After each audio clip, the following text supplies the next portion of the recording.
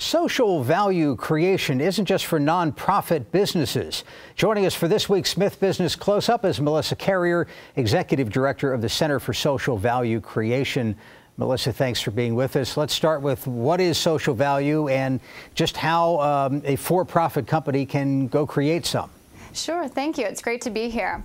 So social value creation is really about making business decisions with a broader stakeholder perspective.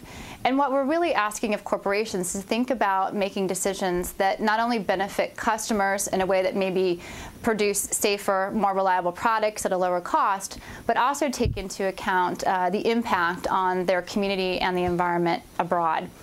In particular, what we've noticed is the last century or so, we've really focused on business growth around a consumption model. And I think most people agree at this point that that model is not sustainable, particularly as the world's populations grow.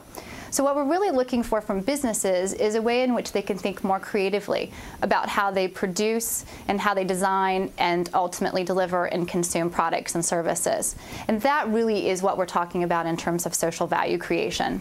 Is the first instinct of a business executive, though, that there's going to be some sort of trade-off between growing the company and those other considerations?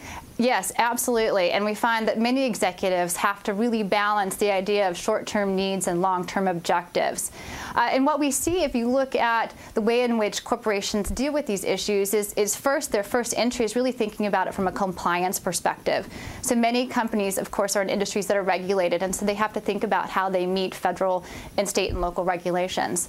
But really the next step in that evolution in dealing with that conflict is thinking about how can they create change in their supply chain. So how can they reduce costs, for example? And that's where we see a lot of executives addressing this issue of conflict and really thinking about value creation is first thinking about the bottom line and how can we do things to, say, reduce waste in our processes or reduce waste in how we package our products. And you talk about a triple bottom line. What is that? Sure. So triple bottom line, we're referring to value creation, both economic as well as social. So looking at it from a community perspective, employees and the surrounding community. And the third would be environment. So how we create products and services and how they impact the environment all the way from when they're first produced to when they're finally reused or thrown out or recycled. Do any examples come to mind of companies that have done this well and maybe become role models for other organizations? Most definitely. I think one of the best examples is in our own backyard, and that's Honest Tea, based in Bethesda, Maryland. That company was created by Seth Goldman to really reflect his own values about how business should be done and how he thinks more deeply about the full supply chain, all the way from where his raw materials are produced and sourced through final consumption and eventually throwing those products away.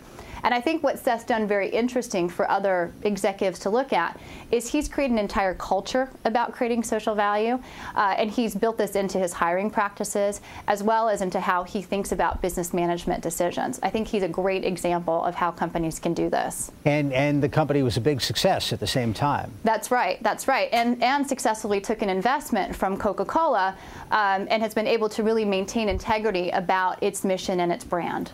You have an event coming up in Washington next week. What's the goal of that? Yeah, the goal of that is really to explore many of these issues. So to work with business executives and think about how they can look at this as really inherent business opportunities. So to help open up their perspectives on how they might think about not just compliance and, as we talked about, supply chain, but really more deeply about new products and services, or how they can integrate this much more into their strategic decision-making process and think differently about their business models.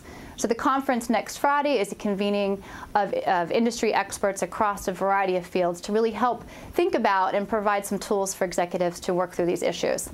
All right, Melissa Carrier joining us from the Smith School of Business. Thanks very much for your time. Great. Thank you very much for having me.